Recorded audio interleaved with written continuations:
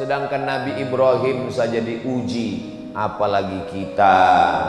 Kalau ada orang tuamu tidak baik, berarti ujianmu seperti ujian Nabi Ibrahim. Berarti menurut Allah engkau mampu menghadapinya, karena Allah tidak memberikan ujian lebih daripada kemampuanmu. La yukallifullahu nafsan illa wus'aha. Maka ridho dengan takdir yang diberikan Allah. Kenapa Ustadz kaitkan ujian dengan waktu? Selama waktu masih ada, maka ujian tidak akan pernah berhenti. Siapa yang mau berhenti ujian, maka habiskanlah waktu. Maksudnya mati. Selama masih ada hayat di kandung badan, selama napas masih berhembus, selama ruh masih bersemayam dalam jasad, selama kita masih hidup, ujian tidak pernah selesai. Allah mau menguji imanmu, membersihkan dosamu di masa lalu, mengangkat derajatmu. Ujian-ujian itu 3 kemungkinan. Yang pertama, menghapuskan dosa. Yang kedua, mengangkat derajat. Yang ketiga, Allah Ta'ala ingin membuat kita satu level tempat tertinggi, namanya ridho. Semua umat Islam masuk surga, tapi tidak semua mendapatkan ridho Allah. Kalau dapat surga, belum tentu dapat ridho. Tapi kalau dapat ridho, pasti dapat surga. Intinya, selagi masih ada waktu, ujian tidak pernah akan datang berhenti. Kita siap menghadapi ujian hidup. Bapak Ibu siap menghadapi ujian hidup? Mau nggak siap, dia datang juga. Memangnya kalau kita bilang, saya nggak siap Pak Ustadz, memangnya datang malaikat membawa, ini ada ujian, kamu siap apa enggak? Nah, kalau kamu siap saya kasih, kalau enggak saya kesana dulu ya. Nggak ada begitu, mau siap nggak siap tetap. Maka kuatkan diri dengan sholat. Allahu Akbar, serahkan kepada Allah. Inna sholati wa nusuki wa mahyaya wa mamati lillahi rabbil alamin. Sholat, zikir, baca Quran itu menguatkan pundak bahu kita untuk menghadapi ujian-ujian. Sampai pegawai kantor BUMN ngantri orang urusan di kantor sampai jam 9, jam 10, panjang antrian di bank, di kantor BUMN, kantor dinas. Tanya, kenapa ramai betul orang ngantri? Urusan Pak. Pegawainya mana? Pegawainya sholat duha di musola. Sholat duha hukumnya sunnat, melayani orang banyak hukumnya wajib, meninggalkan yang wajib gara-gara yang sunnat haram hukumnya. Makan duit negara, APBD, APBN, digaji per menit, per detik di kantor, makan duit haram. Maka sholat sunat duhanya kapan? 6.26 sudah boleh sholat duha. Sebelum berangkat kerja jam setengah 7, jam 7 sholat duha baru berangkat. Tapi katanya duha itu jam 8, jam 9 itu waktu afdal. Adapun waktu boleh jam 6.26 sudah boleh. Tapi waktunya ini berubah-ubah sesuai dengan terbitnya matahari. Bagaimana kami bisa tahu nanti Ustaz Abu Somad sudah pulang, kami nggak tahu lagi jam berapa? Mudah saja, datang ke Masjid Jami' Nurul Iman, lihat sebelah kiri. Ini pendidikan yang baik. Terus kalau kami sholat sunat isyraq nanti pahalanya apa? Man sholat subha fi jama'atin, siapa yang sholat subuh berjamaah, summa qa'ada yadhkurullah, duduk berzikir mengingat Allah, hatta tatlu asyam, sampai terbit matahari. Jam 6.26 summa yusalli rak'ataini, sholat sunat isyraq 2 rakaat. Niatnya usalli sunnatal isyraq, pakai qaf, usalli sunnatal isyraq rak'ataini lillahi ta'ala. Saya sholat sunat isyraq 2 rakaat lillahi ta'ala. Kanat lahu ka ajri hajjatin wa umrah, dapat pahala seperti ibadah haji dan umrah. Ini keringanan yang diberikan Allah. Saya tidak tahu di Makassar, di Maros, di Sulawesi Selatan berapa lama daftar tunggunya. Tapi kalau di Pekanbaru Riau, store 2024, berangkat 2050. Bagi saya yang sekarang umur 25 tahun ini, berarti umur 50 nanti baru berangkat. Bayangkan itu. Jangan kecewa. jangan bersedih, jangan berkecil hati. Kenapa? Sholat subuh berjamaah, duduk berzikir dengan Allah sampai terbit matahari, 626 untuk waktu Masjid Jami' Nurul Iman Sulawesi Selatan. Maka sholat sunat 2 rakaat dapat pahala seperti haji dan umrah. Mudah-mudahan kita istiqomah insyaallah. Nah, jadi Allah itu maha pemurah. Jadi kalau ada orang mengatakan Tuhan itu tidak adil, saya tidak punya duit, tidak bisa pergi ke Makkah, ONH plus mahal. Saya dulu tidak tahu kenapa disebut dengan ONH plus. Ternyata setelah saya sekolah ke Mesir baru saya tahu. Plus itu artinya fulus. ONH fulus. Karena mahal biayanya. ONH biasa daftar tunggunya panjang, tapi orang lupa Allah berikan keringanan. Sholat subuh berjamaah, sholat sunat 2 rakaat, mendapatkan pahala haji dan umrah. Ini Ustaz ngomong begini ada hadisnya? Ada. Di mana hadisnya? Dalam Sunan At-Tirmidzi. Siapa yang menulis kitab itu? Imam Abu Isa Ibnu Saurah At-Tirmidzi. Itu hadisnya sahih atau tidak sahih? Hadisnya hadisun hasan. Nah, hasan kan tidak sahih. Sahih dengan hasan sepakat ulama boleh dijadikan sebagai landasan akidah, landasan hukum halal haram, dan landasan dalam beribadah. Maka jangan ragu tentang melaksanakan sholat sunat isyraq. Apakah nanti kita laksanakan sendiri-sendiri atau berjamaah? Sendiri-sendiri. Selesai saya tausiah, Bapak Ibu sholat sunat isyraq. Ketika Bapak Ibu sedang sholat sunat, saya pun pulang. Cuman di belakang nih nggak ada pintu nampaknya. Oh ada. Bapak Ibu yang dimuliakan Allah Subhanahu wa taala. Kira-kira kalau dalam sholat kita menyebut nama orang boleh atau tidak? Misalnya nama suaminya Mas Parno. Disebutnya nama suaminya Allahumarham Mas Parno. Apakah sholatnya batal? Menyebut nama orang dalam sholat tidak batal, tapi menyebut satu kata yang bukan bahasa Arab batal. Allahu Akbar.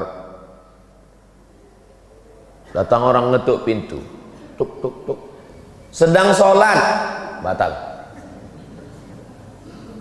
Atau waktu sedang sujud, keluar dari mulutnya, luluskan PNS, batal. Karena keluar bahasa yang bukan. Tapi kalau nama orang tidak batal. Mana dalilnya menyebut nama orang tidak batal? Buka kitab biografi Imam Ahmad bin Hanbal, Imam Hambali, Imam mazhab yang keempat, Imam Hanafi, Imam Maliki, Imam Syafi'i, Imam Hambali. Imam Hambali mendoakan Imam Syafi'i dalam sholatnya arba'ina sanah, 40 tahun. Apa bunyi doanya? Allahumma firli wali walidayya wali Muhammad bin Idris Asy-Syafi'i. Ya Allah, ampunkan saya, ampunkan orang tua saya, dan ampunkan dosa guru saya Muhammad bin Idris Asy-Syafi'i. Itu dalil tidak batal menyebut nama orang dalam sholat. Ustadz, ya, kalau nyebut nama pacar Pak Ustadz,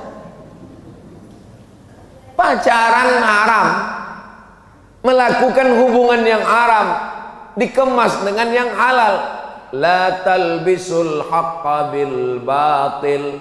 Jangan campurkan yang hak dengan yang batil. Mudah-mudahan anak-anak muda kita selamat dari pacaran, insyaallah. Selamat dari zina, selamat dari hubungan yang tidak dihalalkan Allah Subhanahu wa ta'ala. Tapi ada orang yang namanya disebut dalam sholat, memang dia sebagai rukun sholat. Kalau tidak disebut, maka batal sholat. At-tahiyatul mubarakatus salawatut thayyibatu lillah. Assalamu alayka ayuhan nabiyyu wa rahmatullahi wa barakatuh. Wassalamu alayna wa ala ibadillahi salihin. Ashhadu an la ilaha illallah wa ashhadu anna muhammadar rasulullah. Tiba-tiba kantong bergoyang, handphone berbunyi. Assalamualaikum warahmatullahi. Ya, halo, sebentar ya. Batal sholat. menurut mazhab Syafi'i. Kenapa batal sholat? Karena dia lupa mengucapkan Allahumma sholli ala sayyidina Muhammad wa ala ali sayyidina Muhammad. Sependek-pendek sholawat. Tapi kata Syekh Ali Jum'ah, guru besar usul fiqih, mantan mufti Mesir, ulama Al-Azhar, kata beliau, sholawat yang paling afdal, sholawat yang ada nama Ibrahimnya, disebut dengan sholawat Ibrahimiyah. Allahumma sholli ala sayyidina Muhammad wa ala ali sayyidina Muhammad kama shallaita ala sayyidina Ibrahim wa ala ali sayyidina Ibrahim. Allahumma barik ala sayyidina Muhammad wa ala ali sayyidina Muhammad kama barakta ala sayyidina Ibrahim wa ala ali sayyidina Ibrahim. 4 kali. Ustaz Abdul Somad masuk ke Masjid Jami' Nurul Iman, menyebut namanya sudah 12 kali. Kok 12 kali Ustaz? Masuk tadi tahiyatul masjid, Ibrahim, Ibrahim, Ibrahim, Ibrahim. Habis itu qabliyah subuh, Ibrahim, Ibrahim, Ibrahim, Ibrahim. Habis itu sholat subuh, Ibrahim, Ibrahim, Ibrahim, Ibrahim. Habis itu nanti sholat sunat isyraq, Ibrahim, Ibrahim, Ibrahim. Itu di dalam sholat. Bagaimana dengan di luar sholat? Sayang saya dengan ayah saya, dengan ibu saya, belum ada saya sebut namanya. Tapi nama dia sudah kita sebut, kama shallaita ala sayyidina Ibrahim wa ala ali sayyidina Ibrahim kama barakta ala sayyidina Ibrahim wa ala ali sayyidina Ibrahim. Nanti anak ibu nanya, mama, ya, kenapa Nabi Ibrahim itu disebut dalam sholat sampai 4 kali? Pokoknya dari mama kecil sudah begitu. Ayah, ya, kenapa yang disebut nama Nabi Ibrahim bukan nama Nabi Adam, bukan nama Nabi Idris, bukan nama Nabi Nuh, bukan nama Nabi Zakaria, bukan nama Nabi Yahya? Kenapa Ibrahim? Kata Ustadz, jangan banyak nanya. Kalau banyak nanya nanti masuk neraka. Begitu cara membungkam anak-anak biar supaya dia nggak banyak nanya. Kalau anak bertanya, itu menunjukkan dia berpikir, maka usahakan untuk menjawab. Kalau belum bisa jawab, cari jawabannya di channel Ustadz Abdul Somad Official. Subscribe, like, share, and comment.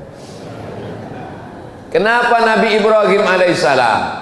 Karena semua agama samawi ketemu pada titik Ibrahim alaihissalam. Samawi diambil dari kata sama. Sama artinya langit. Agama yang diturunkan dari langit, yang dibawa oleh Nabi, disebut dengan samawi. Nabi Ibrahim punya anak namanya Ishak. Ishak punya anak namanya Yakub. Yakub punya anak namanya Yusuf. Yusuf punya saudara namanya Imran. Imran punya anak cucu keturunan namanya Musa. Agama yang dibawa oleh Nabi Musa adalah agama Islam, tapi dirubah oleh orang Yahudi. Mereka sebut nama agama sekaligus suku mereka dengan suku Yahudi. Enggak Pak Ustadz, itu sekarang negaranya bukan Yahudi, namanya Israel. Apa beda Yahudi sama Israel? Nabi Ibrahim punya anak namanya Ishak. Ishak punya anak namanya Yakub. Yakub namanya 2. Satu Yakub, satu lagi Israel. Maka anak cucu keturunan Yakub disebut dengan Bani Israel. Isra artinya hamba, El artinya Tuhan. Israel hamba Tuhan. Asli nama itu bagus, cuman anak cucunya tidak bagus. Israel hamba Tuhan. Bahasa Arabnya Abdul Somad. Abdul itu hamba, Somad itu Tuhan. Jadi nama saya ini kalau Israel. Tapi jangan nanti gara-gara ini ada yang hamil, mohon maaf, punya anak, Pak Ustadz, siapa kasih nama anak saya? Israel. Nanti dia diserang Palestina. Maka disebut dengan Bani Israel. Kalau Yahudi Nabi Ibrahim punya anak namanya Ishak. Ishak punya anak namanya Yakub. Yakub punya anak namanya Yusuf. Yusuf punya saudara seibu sebapak namanya Yahuza. Cucu cicit keturunan Yahuza disebut dengan Yahudi. Insya Allah Pak Ustadz, nanti saya jelaskan di rumah anak saya. Papa, apa beda Yahudi dengan Israel? Nabi Ibrahim punya anak terus, kasih apa aja namanya, ujung-ujungnya Yahudi. Nah, gitu caranya. Lalu kemudian Nabi Ibrahim punya anak namanya Ishak. Ishak punya anak namanya Yakub. Yakub punya anak namanya Yusuf. Yusuf punya saudara semua. Itulah yang disebut dalam Al-Quran. Inni ra'aitu ahada asyara kaukaba. Saya melihat 11 bintang. Wasyamsa wal qamar, matahari dan bulan. Ra'aituhum li sajidin. Saya melihat 11 bintang tambah matahari dan bulan bersujud kepada saya. Apa arti mimpinya itu? Ternyata arti mimpinya 11 bintang, 11 saudara. Matahari ayah, bulan ibu. 11 bintang, 11 orang saudara Yusuf ditambah ayah dan ibunya datang menemui Nabi Yusuf alaihissalam. Saat itu Nabi Yusuf sebagai Perdana Menteri Mesir. Maka mimpi ini luar biasa, ada takwilnya. Ustadz, saya selalu mimpi Pak Ustadz. Mimpi apa? Mimpi menang judi online. Pasti sebelum tidur main slot. Mudah-mudahan kita selamat dari judi. Sekarang main judi luar biasa. Dari mana modalnya main judi online? Ada pinjaman online, pinjol. Mudah-mudahan anak-anak kita, berapa banyak ibu-ibu, bapak-bapak tiap bulan dapat tagihan-tagihan. Ternyata bapaknya tidak main judi, ibunya tidak, tapi anaknya main handphone. Padahal sudah dikunci pakai cap jempol. Rupanya bapaknya tertidur, dipakai jempolnya. Hati-hati Pak, kalau bisa ibu bapak tidur pakai sarung tangan. Saudara yang dimuliakan Allah Subhanahu wa taala. Nah, keturunan dari saudara Nabi Yusuf tadi melahirkan dari Yahuza cucu cicit keturunan namanya Imran. Imran punya istri namanya Hannah. Imran laki-laki punya istri namanya Hannah. Menikah Imran dengan Hannah, lahir anak perempuan namanya Maryam. Maryam punya anak laki-laki namanya Isa. Jadi Isa dengan Musa ketemu pada titik Ibrahim alaihissalam. Lalu Nabi Muhammad SAW dari jalur mana? Nabi Muhammad juga keturunan Nabi Ibrahim, tapi bukan dari jalur Ishak, tapi Nabi Muhammad dari jalur Ismail. Muhammad SAW anak Abdullah, anak Abdul Muttalib, anak Hashim, anak Abdi Manaf, anak Qusay, keturunan Adnan, cucu cicit Ismail, anak Nabi Ibrahim alaihissalam. Maka tiga nabi ini, Nabi Musa, Nabi Isa, Nabi Muhammad sallallahu alaihi wasallam bertemu pada kakek yang terdekat, Ibrahim alaihissalam. Saya ini keturunan Nabi. Bagus. Ustadz Somad keturunan Nabi. Saya keturunan Nabi. Nabi apa? Nabi Adam. Kalau ada di sini orang yang mengaku saya bukan keturunan Nabi Adam, mohon maaf, berarti keturunan monyet. Bukan kata saya, kata Charles Darwin, teori evolusi. Karena kata dia, dunia ini awalnya nggak ada manusia, tapi lalu kemudian monyet berevolusi menjadi manusia. Salah satu cirinya adalah ada bulu di badannya. Saya lihat berbulu badan saya. Berarti saya dari monyet. Na'udzubillah.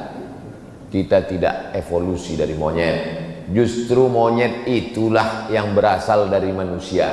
Ketika disuruh Allah untuk mencari ikan hari Sabtu, Wahai Bani Israel, kamu mau beribadah hari apa?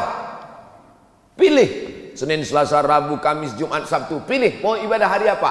Kata orang Yahudi, kami mau beribadah hari Sabtu ya Tuhan. Hari Sabat namanya. Lalu kemudian pada hari Sabtu banyak ikan datang. Wa yauma la yasbituna la ta'tihim.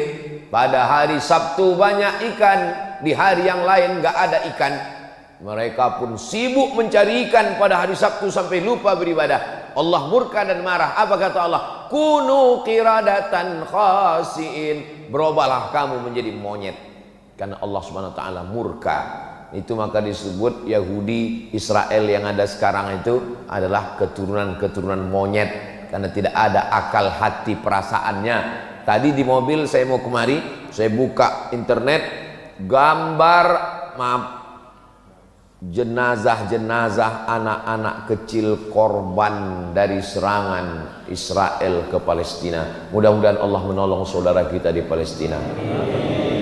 Saudaraku yang dimuliakan Allah Subhanahu wa taala. Itulah jawaban kenapa nama Nabi Ibrahim disebut. Bukan sekedar menyebut nama Nabi Ibrahim, tapi mengambil pelajaran dari Nabi Ibrahim. Ada seorang laki-laki namanya Azar. Siapa namanya? Azar. Azar ini kerjanya membuat patung. Patung dibuat, dijual. Semua patung-patung yang disembah oleh masyarakat Babilonia, Babel. Dalam Quran disebut daerah itu Bibabila, Babel. Nanti kita kalau ditanya Babel itu di mana? Babilonia, Irak. Bukan Babel Bangka Belitung. Itu di samping Pulau Sumatera. Di Sumatera Selatan, Palembang. Ini Babel, Babilonia, Irak. Di Irak ini mereka menyembah berhala-berhala, patung-patung. Dan patung itu yang membuatnya, tukang buatnya namanya Azar. Azar punya anak laki-laki namanya Ibrahim. Diabadikan nama Azar dalam Al-Quran. Wa idh qala Ibrahimu li abihi Azara. Ingatlah ketika Ibrahim berkata kepada bapaknya Azar, atattakhidhu asnaman alihah. Mengapa engkau membuat patung berhala menjadi Tuhan? Azar ngamuk. La illam tantahi, kalau kau tidak berhenti menceramahi aku, mendakwahi aku, melarang aku buat patung, nyembah patung, la arjumannaka, ku lempar kamu pakai batu sampai mati. Wahjurni malia, tinggalkan aku. Ibrahim, jangan ceramahi saya. Kalau kamu tetap menceramahi saya, mendakwahi saya, la arjumannaka, saya rajam kamu, saya lempar kamu pakai batu sampai mati. Wahjurni malia, tinggalkan saya. Nabi Ibrahim orangnya lembut. Apa kata Nabi Ibrahim? Sa'astaghfiru laka rabbi, aku akan memintakan ampun kepada Allah untukmu. Innahu kana bi hafiya. Allah mengampunkan segala dosa-dosa saya, dan Allah dekat dengan saya. Allah mengabulkan doa saya. Ini pelajaran bagi pemuda hijrah, anak-anak muda yang taubat, tergabung dalam biker subuhan, anak-anak muda yang hijrah taubat, membuat komunitas. Rata-rata pertanyaan mereka mirip nasibnya macam Nabi Ibrahim. Assalamualaikum Ustadz. Waalaikumsalam. Boleh nanya Pak Ustadz? Boleh. Apa pertanyaannya? Gimana Pak Ustadz, ayah saya nggak sholat? Tenang adik-adik, nasib kalian macam Nabi Ibrahim. Belum ada apa-apanya itu. Nabi Ibrahim punya ayah bukan sekedar nggak sholat, tukang cetak batu berhala. Bayangkan, semua patung-patung berhala yang disembah orang kafir musyrik, tertulis di tengkuknya, made in Azar. Dia punya percetakannya. Itulah ayah Ibrahim. Tapi dia tetap beradab, sopan santun. Dia tidak mengatakan, Azar kafir, penghuni neraka jahanam. Makanya jangan kalian mentang-mentang udah ngaji, udah hijrah, udah tobat, udah sholat, pulang ke rumah, panggil ayah sama ibu yang belum sholat, ya ayyuhalladzina kafaru. Mana adabmu? Mana sopan santunmu? Jangan ajari ayahmu bicara, jangan ajari ibumu berkata-kata. Kenapa? Karena kau pandai bicara, mereka yang mengajarmu. Anak tidak pernah tua di depan mata orang tua. Saya ustadz, tamat Mesir, tamat Maroko, pulang ke rumah, tapi di depan ayah ibu saya tetaplah anak kecil yang baru pandai berbicara. Ustadz jurnalis namanya di kota Pekanbaru, dengan Ustadz Mawardi Muhammad Saleh namanya di kota Pekanbaru. Pulang dia umroh, dia kasih tahu ke saya, aku umroh tadi, hebat pembimbing kami itu. Kira-kira kau bisa nggak ceramah macam dia ya? Di depan mata orang tua, anak tetaplah anak kecil yang belum bisa apa-apa. Maka jangan pernah menceramahi orang tua.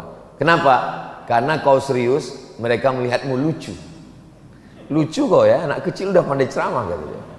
Maka doakan mereka berakhlakul karimah. Belikan dia kain sarung, belikan dia peci, belikan dia tasbih. Ibu belikan dia mukena, berikan dia hadiah, doakan dia tengah malam, teteskan air mata, munajat kepada Allah, berlemah lembutlah kepada dia. Jangan sampai ibumu, ayahmu berkata, dulu kusangka kalau anakku hijrah ngaji dengan Ustadz Abdul Somad dia jadi baik, sekarang malah kurang ajar. Memang betul ternyata Ustadz Somad itu Ustadz radikal. Saya mau anak-anak muda setelah dia taubat, setelah dia hijrah, Masya Allah, ternyata hadir Biker Subuhan. Itu datang bawa bendera. Luar biasa. Ini ibu-ibu yang mau cari calon menantu Biker Subuhan. Biker Subuhan ini hebat bu. Subuh ke masjid. Subuh aja, yang lain enggak.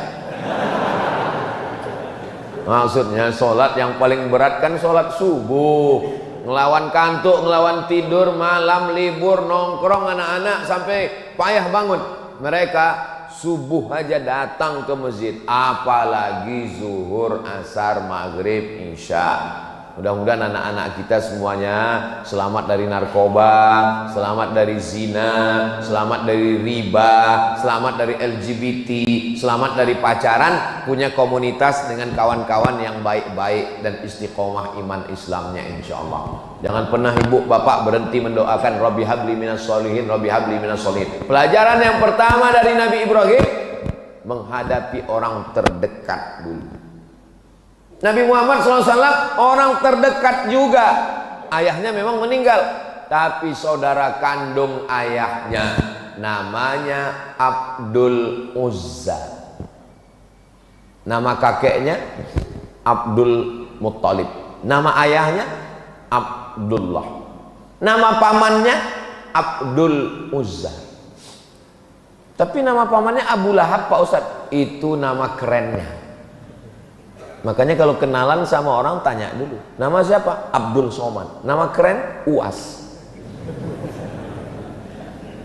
Jangan sampai nanti pulang ke rumah kelahi sama orang. Siapa yang ceramah di Masjid Jami' Nurul Iman tadi? Uas. Enggak, Abdul Somad. Sama itu juga orang. Abdul Uzza. Tapi orangnya ganteng. Kalau dia datang seperti api yang menyala. Maka yang sekarang sering ngomong, menyala abangku. Menyala, seperti api yang menyala. Bahasa Arabnya api yang menyala itu lahab. Maka disebut dia dengan Abu Lahab. Makanya kalau ada di tempat kita orang ganteng tapi nggak pernah ke masjid, berarti saya nggak ada ngomong begitu. Di Pekanbaru ada, saya lewat di jalan, ada rumah makan. Mampir rumah makan Abu Lahab. Loh, haram ini pakai nama Abu Lahab. Ternyata ujungnya pakai P, lahap, bukan B. Lahap makan, maksudnya makan kalau di situ lahap. Nggak tahu rumah makan itu sudah buka atau tutup. Karena takut orang mampir. Tarmihim bihijaratin min sijil. Bapak Ibu yang dimuliakan Allah Subhanahu wa taala, ujian pertama pemuda hijrah, orang tua. Jangan sampai kurang ajar dengan orang tua. Lembutlah kepada mereka. Wa in jahadaka ala an tusyrika bima laysa laka bihi ilmun Kalau ayahmu, ibumu memaksamu untuk beribadah kepada yang bukan Allah, mempersekutukan Allah, maksa buat dosa, kamu nih baju kamu seperti baju nenek-nenek, buat malu. Buka jilbabmu, buka hijabmu. Lihat nih baju mama, seperti mak lampir. Jangan lawan, tetap lemah lembut. Apakah boleh diikut orang tua yang kufur? Tidak boleh. Wa sahibhuma fid dunya ma'rufa, tapi tetap bergaul dengan baik. Bagi yang sudah masuk Islam, saudaranya, ayahnya, kakaknya, adiknya, ibunya belum Islam, jangan kasar. Ini mau dekat hari raya kurban, sapi kita sudah ada 9. Ustaz kok tahu? Itu sudah penuh 8 sapi. 10 sapi sudah. Masih ada 20, masih ada 12 sapi lagi. Masya Allah, tabarakallah. Mudah-mudahan sebelum sampai tanggal 10 Zulhijjah itu daftar sudah penuh semua, insya Allah. Amin. Waktu rapat antara panitia kurban, alhamdulillah Bapak Ibu, masjid kita tahun ini ada kurban sapi dan ada kambing. Siapa yang kambing? Saya kambing, saya kambing. Semua ngaku sapi dan kambing, berkurban sapi dan kambing.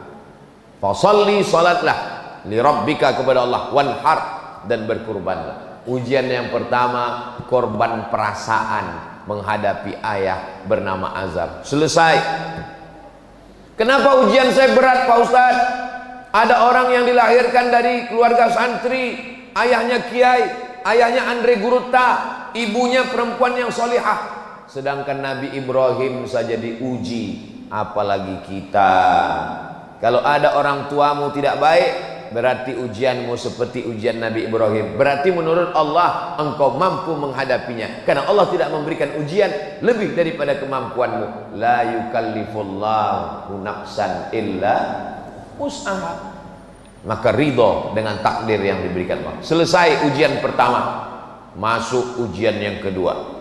Nabi Ibrahim alaihissalam berhadapan dengan orang yang menyembah bulan, matahari. Masih ada orang sekarang menyembah bulan.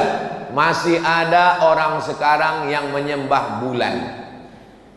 Buktinya, siapa yang lahir bulan Mei, jangan usaha di laut, cocoknya di darat. Ini termasuk menyembah bulan. Laki-laki dengan perempuan hampir nikah gara-gara percaya sama penyembah bulan, gak jadi nikah. Kamu nikahnya bulan apa? Saya bulan Anu. Oh, ini bintangnya Pisces, ikan. Kamu lahir bulan apa? Saya bulan April. April Taurus, kambing. Kambing gak cocok dengan ikan, nanti masuk angin gembung mati. Batal nikah hanya gara-gara percaya pada penyembah bulan dan bintang. Namanya astrologi. Tapi katanya bagus belajar tentang matahari. Yang bagus itu astronomi, ilmu falak. Sedangkan yang sesat itu astrologi, percaya kepada perbintangan. Dulu orang kalau baca majalah, ramalan bulan depan. Alhamdulillah, kita tidak percaya sama ramalan. Kita hanya percaya kepada Allah. Bismillahirrahmanirrahim. La haula wala quwata illa billah. Ternyata astrologi ini sudah ada sejak zaman Nabi Ibrahim alaihissalam. Nenek moyang kita menyebutnya dengan ilmu nujum. Nujum diambil dari kata najam. Allah bersumpah dalam Al-Quran, wan najmi idza hawa, demi najam. Najam artinya bintang, nujum bintang-bintang. Ilmu nujum, ilmu yang mengkaji tentang bintang-bintang, dikaitkan dengan nasib manusia. Ini hukumnya syirik, karena lebih percaya kepada bintang daripada kepada Allah. Meniadakan kuasa Allah, yang berkuasa adalah planet bintang-bintang. Dalam Islam diajarkan la ilaha illallah. Tidak ada itu kuasa bintang-bintang bisa mempengaruhi nasib manusia. Nabi Ibrahim berhadapan dengan orang astrologi, penyembah bintang-bintang. Ada dalam Al-Quran. Ada dalam Al-Quran. Falamma ra'al qamara bazighan qala hadza rabbi. Ketika dia melihat bulan, dia katakan, oh bulan Tuhan. Falamma afala qala la uhibbul afilin. Ketika bulan hilang, berarti dia bukan Tuhan. Falamma ra'a asy-syamsa bazighatan qala hadza rabbi. Ketika muncul matahari, oh ini Tuhan. Hadza akbar. Ini lebih besar daripada bulan. Falamma afalat, ketika dia hilang, berarti dia bukan Tuhan. Banyak orang mengartikan ayat ini mengatakan Nabi Ibrahim sedang mencari Tuhan. Lihatlah perjalanan Ibrahim mencari Tuhan. Dia lihat bintang, dia sangka Tuhan. Dia lihat matahari, dia sangka Tuhan. Nabi Ibrahim bukan filosof. Yang mencari Tuhan itu ahli filsafat. Aristoteles, Demokritos, Sokrates, Thales, itu yang mencari Tuhan. Sedangkan nabi-nabi tidak pernah mencari Tuhan. Nabi Ibrahim tidak pernah mencari Tuhan. Allah yang memperkenalkan diri kepada nabi-nabi. Ma'rifah namanya, perkenalan Allah kepada nabinya. Lalu apa maksud Nabi Ibrahim melihat matahari bulan? Dia mau mengajar para astrologi itu bahwa nasibmu bukan ditentukan oleh matahari, tidak ditentukan oleh bulan lahir, tapi ditentukan oleh Allah Subhanahu wa ta'ala. Kasihan sekali kalau ada orang tua masih percaya astrologi. Lahir anaknya, kata pakar astrologi, anak kamu beruntung karena lahirnya bulan penuh. Bulan sedang penuh 30, berarti anakmu ini rezekinya penuh. Lahir anak kedua pas bulan sabit, ini pembawa sial. Kan kasihan sekali. Akhirnya anak yang bulan penuh dikasih uang penuh, uang jajan penuh, sekolah penuh, akhirnya dipakai main judi. Anak yang bulan sabit dikasih uang sedikit, dia serius belajar. Setelah dewasa, apa yang terjadi? Kecemburuan sosial. Anak yang dikasih uang sedikit cerita cucu-cucu kelahi gara-gara orang tua tidak adil. Itu kakak saya disekolahkan sampai S1, S2, S3, S teler, S cendol, S doger, S Bandung. Sementara adiknya tamat SMP karena dianggap sialan, nggak perlu disekolahkan. I'dilu baina auladikum, bersikap adillah kamu di antara anak-anak kamu. Ittaqullah, wahai bapak dan ibu, takutlah kepada Allah. Jangan curang, bersikap adillah kepada anak-anak. Jangan percaya astrologi. Gak jadi nikah gara-gara ramalan perbintangan. Tidak adil pada uang jajan anak gara-gara ramalan. Mau ikut TNI, Angkatan Darat, Angkatan Laut, Angkatan Udara, Polisi, BUMN, ASN, gak jadi gara-gara ramalan. Kamu lahirnya bulan apa? Saya lahirnya bulan April. Oh, April ini lambangnya kambing. Cita-cita mau jadi apa? Mau ikut Pak Dan Lanut, Angkatan Udara. Nggak bisa, karena kambing nggak bisa terbang. Yang cocok jadi angkatan. Kamu lahirnya bulan apa? Saya lahirnya lambang ikan. Ini cocok Angkatan Laut. Apa ini?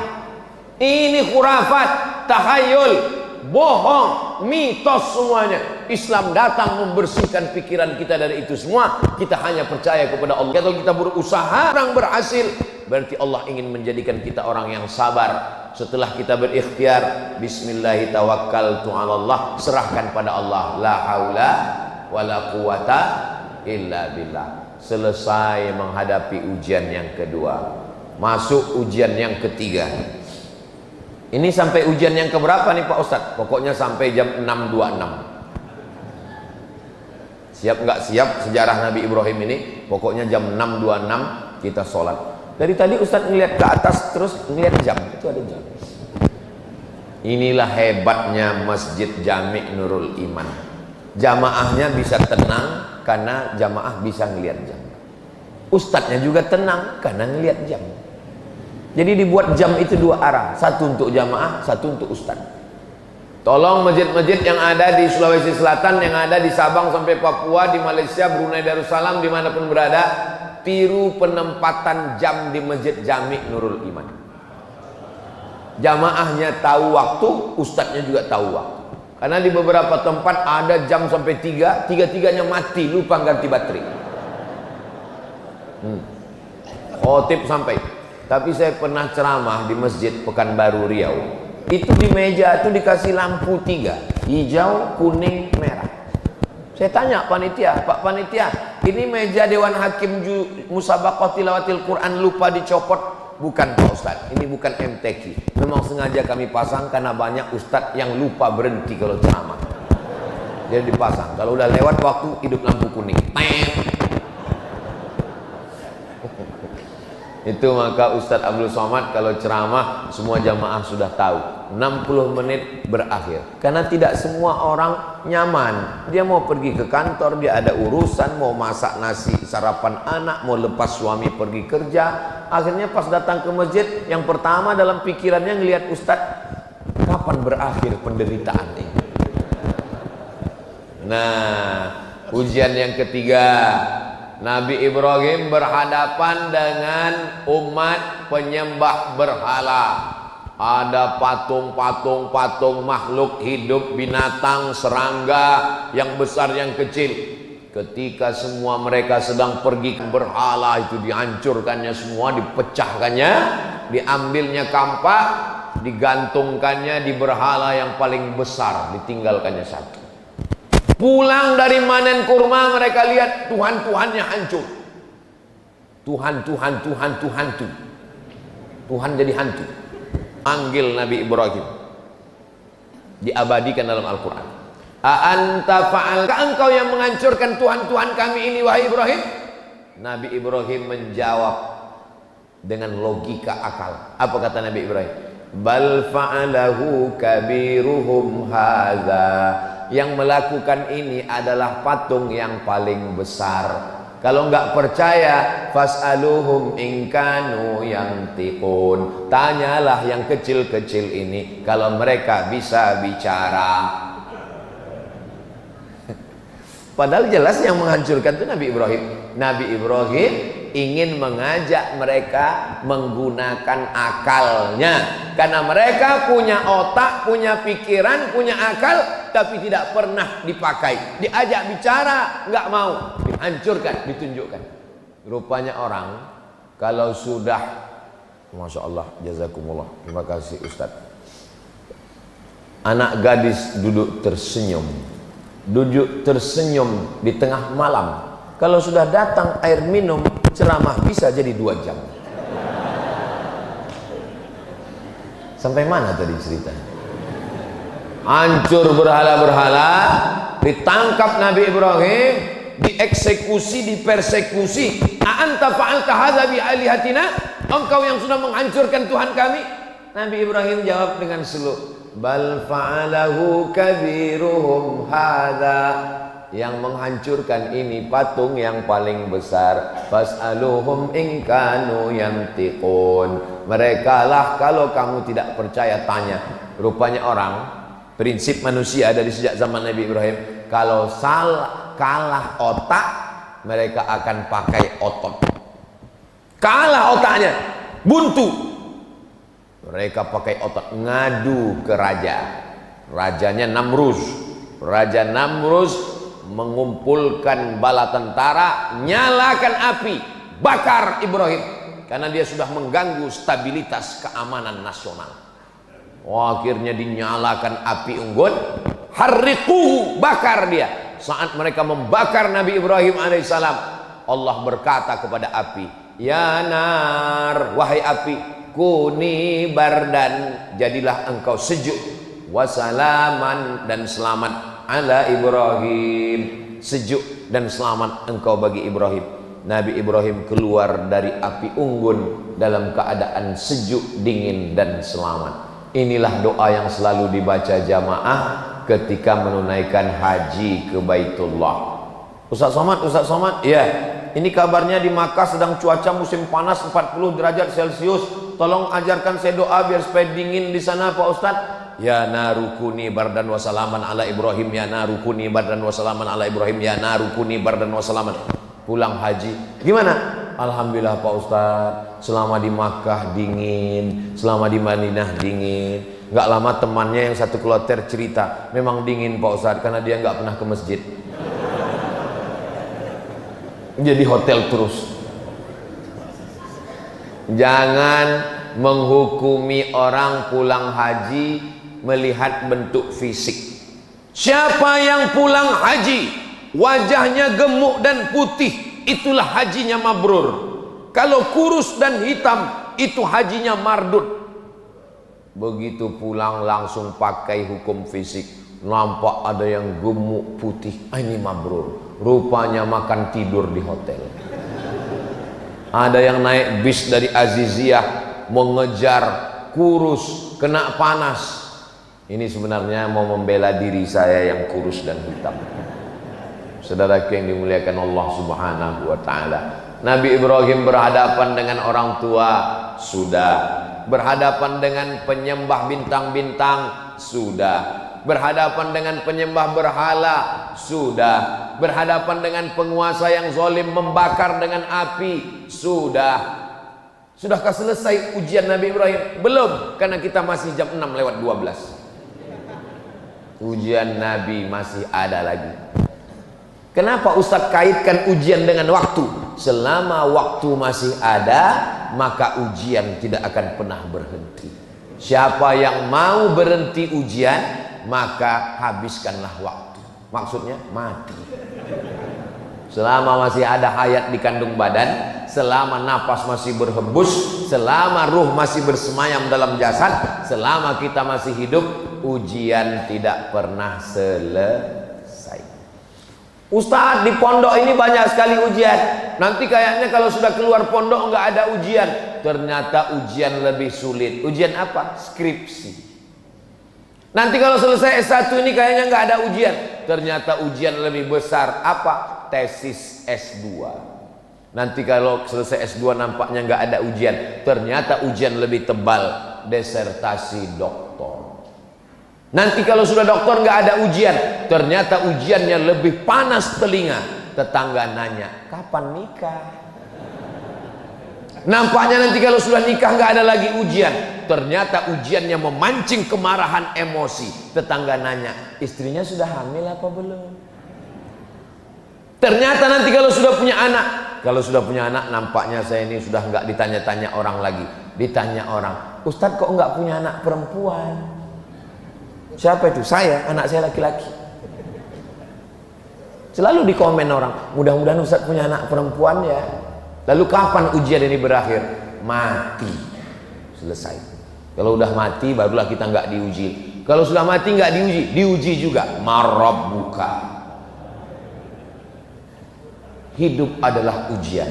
Berani hidup, berani menghadapi ujian. Takut menghadapi ujian, jangan hidup. Takut hidup, mati saja. Boleh untuk update status pagi. Bagi adik-adik yang punya usaha baju kaos, boleh tulis. Berani hidup, berani menghadapi ujian. Takut menghadapi ujian, jangan hidup. Takut hidup, mati saja.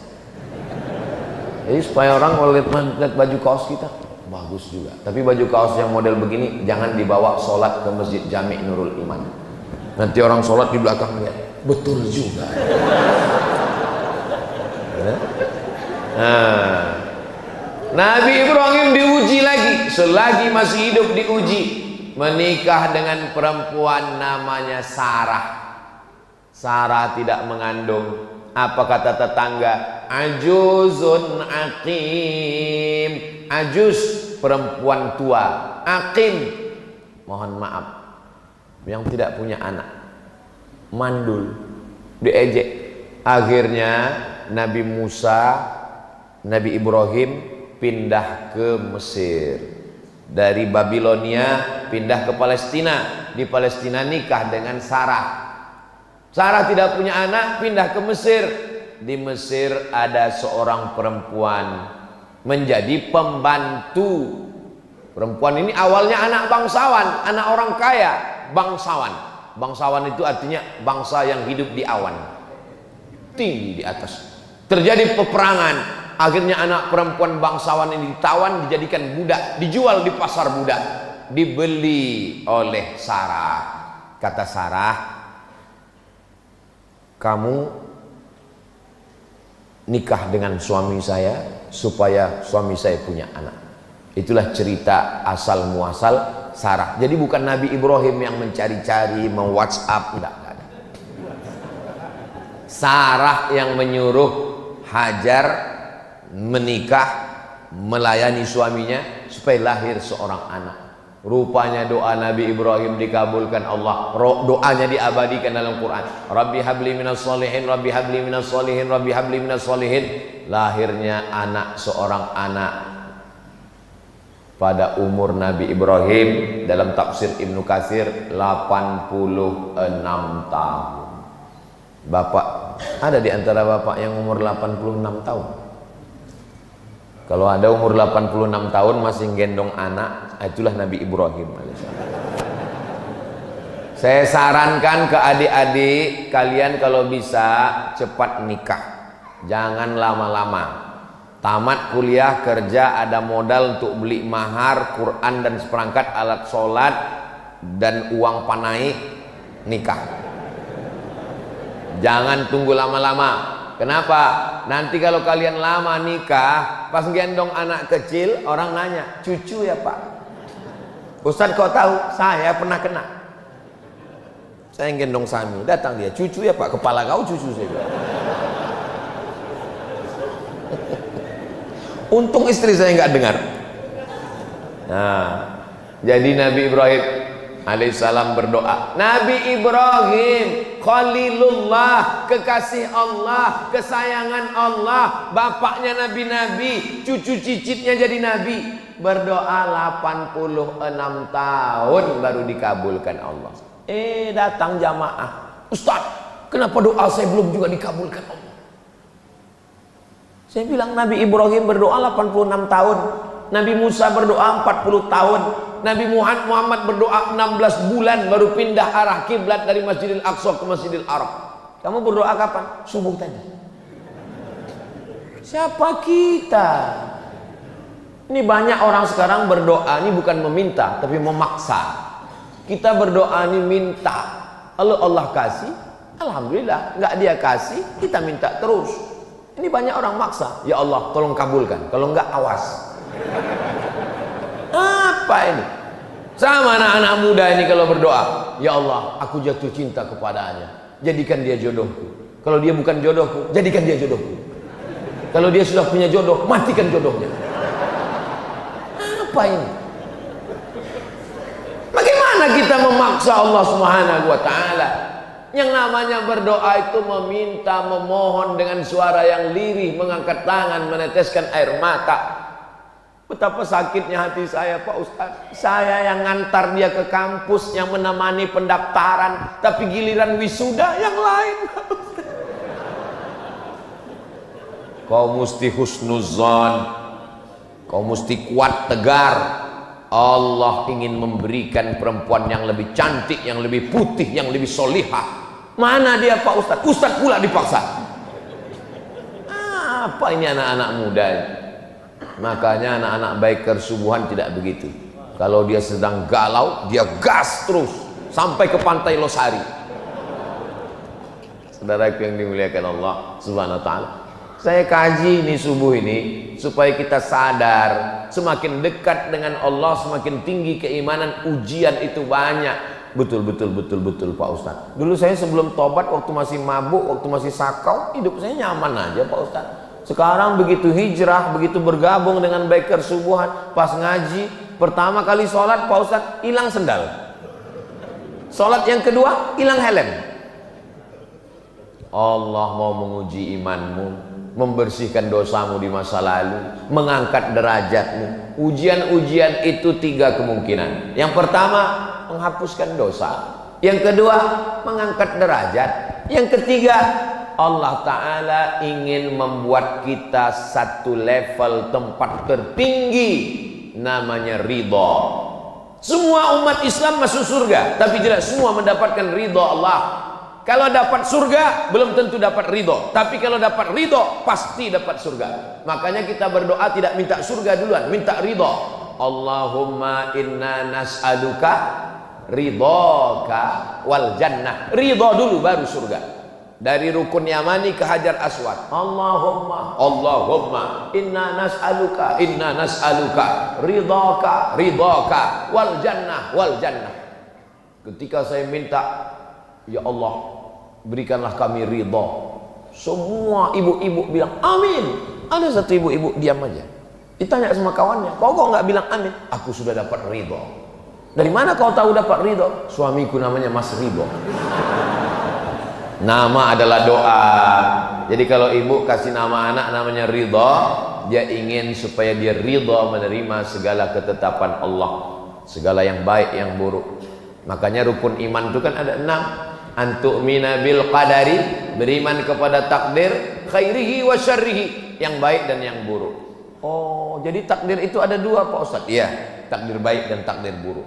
Betul-betul sesuai dengan saya dan suami Pak Ustadz. Maksudnya Bu, saya bagi suami saya ini takdir baik dia Pak Ustadz, tapi dia bagi saya itu takdir buruk saya Pak Ustadz.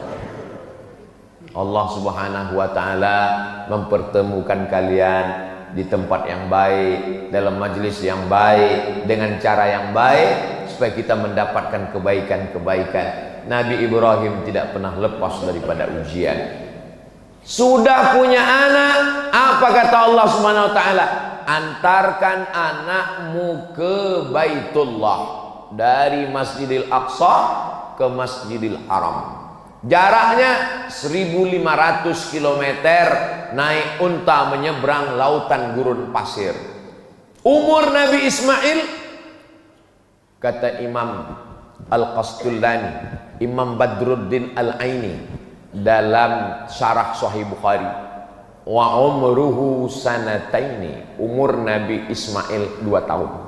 Umur 2 tahun, umur lagi-lagi lucu-lucunya, lagi sayang-sayangnya, disuruh Allah pisahkan dia ke Baitullah. Ditinggalkan Nabi Ibrahim lah anaknya itu di samping Ka'bah. Diabadikan dalam Quran. Askantu min dzurriyyati, aku tinggalkan anakku Ibrahim fi wadin, Ismail fi wadin, di sebuah lembah, ghairi dzi zar'in, tidak ada tanaman, kering kerontang, panas menggigit, inda baitikal muharram. Lihat adab Nabi Ibrahim. Enggak ada Nabi Ibrahim berdoa, ya Allah teganya engkau. Enggak ada. Apa kata Nabi Ibrahim? Kutinggalkan anakku di lembah yang tak ada tanaman, di samping Baitullah yang mulia. Enggak ada dia katakan tolong jaga dia ya Allah. Enggak, adabnya kepada Allah. Dia hanya bercerita kepada Allah, dia ingin anak itu dijaga oleh Allah Subhanahu wa Ta'ala. Setelah anak itu diletakkannya di samping Ka'bah, Nabi Ibrahim naik ke atas untanya mau pulang ke Palestina. Hajar memegang ujung jubah Nabi Ibrahim. Apa kata Hajar?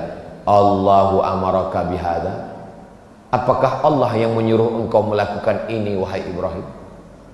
Kenapa Hajar bertanya itu? Hajar ingin meyakinkan, ini yang nyuruh ini Allah atau istri pertama? Apa kata Hajar? Allahu amaraka bihada, apakah Allah yang menyuruh engkau melakukan ini wahai Ibrahim? Apa kata Nabi Ibrahim dengan satu kata? Naam. Iya. Hajar melepaskan ujung jubah Ibrahim. Apa kata Hajar? Idzan lan yudayyi'ana. Kalau Allah yang menyuruh, dia tidak akan menyia-nyiakan kami di sini. Yang meninggalkan kami engkau pencari rezeki, yang bersama kami di sini pemberi rezeki. Lalu apa yang kami ragukan? Hajar perempuan yang tegar, perempuan yang luar biasa. Hajar ketika ditinggalkan bukan nangis, Ibrahim. Perempuan yang tangguhlah yang melahirkan anak tangguh luar biasa bernama Ismail alaihissalam. Makanya di balik laki-laki yang hebat ada 2 perempuan yang hebat. Jangan tunggu dulu, cepat aja. Maksudnya 2 itu maksudnya ibu dan istri, itu maksudnya. Ini orang ini udah lain aja nih Bu, nampak. Di balik Nabi Ismail yang hebat ada 2 perempuan yang hebat. Ibunya dan istrinya melahirkan orang-orang yang hebat.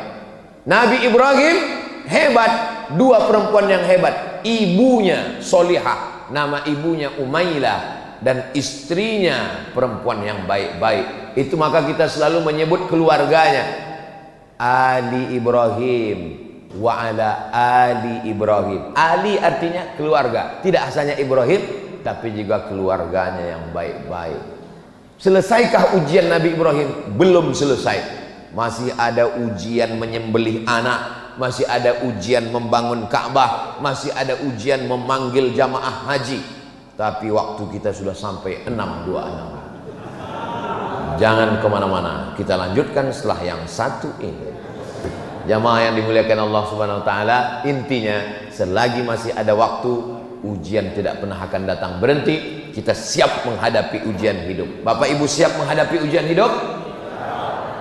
Mau nggak siap dia datang juga. Memangnya kalau kita bilang saya nggak siap Pak Ustadz, memangnya datang malaikat membawa, ini ada ujian, kamu siap apa enggak? Nah, kalau kamu siap saya kasih, kalau enggak saya kesana dulu ya. Enggak ada begitu, mau siap enggak siap tetap. Maka kuatkan diri dengan sholat. Allahu Akbar, serahkan kepada Allah. Inna sholati wa nusuki wa mahyaya wa mamati lillahi rabbil alamin. Sholat, zikir, baca Quran itu menguatkan pundak bahu kita untuk menghadapi ujian-ujian. Tapi saya tidak mengatakan saya yang ceramah, saya yang paling siap. Tidak. Doakan Bapak Ibu semua supaya Ustadz Abdul Somad punya hati yang kuat menerima ujian dari Allah Subhanahu. Kita ini kuat kalau saling mendoakan. Kita tidak pernah berpisah. Walaupun saya akan pulang besok pagi ke Sumatera, ke Riau, tapi kita tetap bersama dalam doa, saling mendoakan. Mudah-mudahan kita semuanya istiqomah, mati husnul khatimah. Anak-anak kita semuanya soleh dan solehah. Rezeki kita berkah sehingga kita bisa berhaji ke Baitullah. Ala hadhihi niyah, al-Fatihah.